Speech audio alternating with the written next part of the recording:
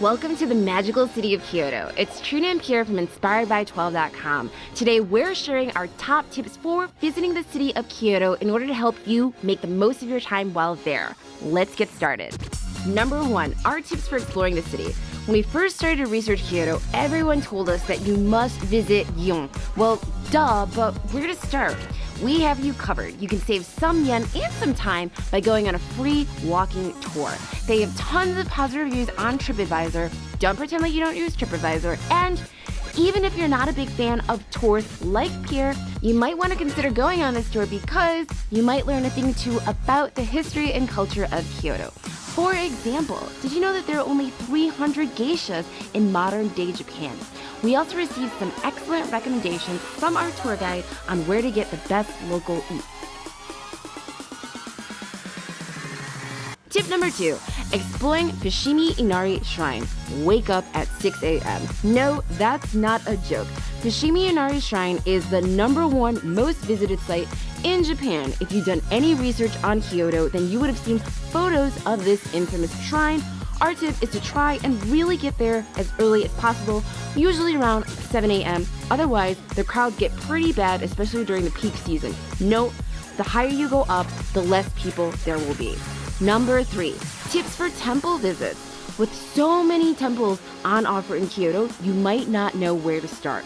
The easiest would be to combine a temple visit when you're near Gion.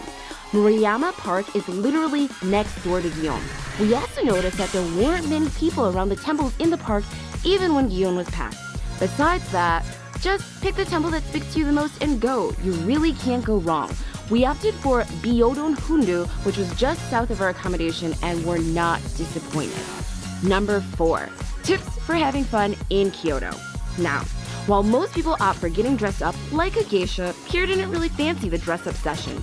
He did, however, jump at the idea of a ninja lesson. We went in with no expectations whatsoever, and this was honestly one of the most enjoyable things that we did while we were in Kyoto. We also found out that I may have been a ninja in a previous life. Yes, I got some ninja skills. Whoa. One of the most typical things to do in Kyoto is to taste matcha tea. Now, there are a variety of places where you can do this. The first and most expensive is a traditional tea house where you can even get a geisha to serve you. Obviously, we didn't do this. Instead, we went to a matcha cafe where our matcha was served with a delicious plate of kuzu mochi. We also tried uji matcha while at Byodon Temple. Uji happens to be known for its premium ceremonial quality, and it was truly unlike any matcha we've ever tasted. We'll let you be the judge. Don't worry, if you're not into tea, there's another way that you can taste matcha, and that's with a matcha ice cream cone. Really, it's creamy, it's delicious, it's cold, it's ice cream. Give it a go. Just get the matcha ice cream cone, it's really good. Get your own because your girlfriend's gonna try to steal it from you again.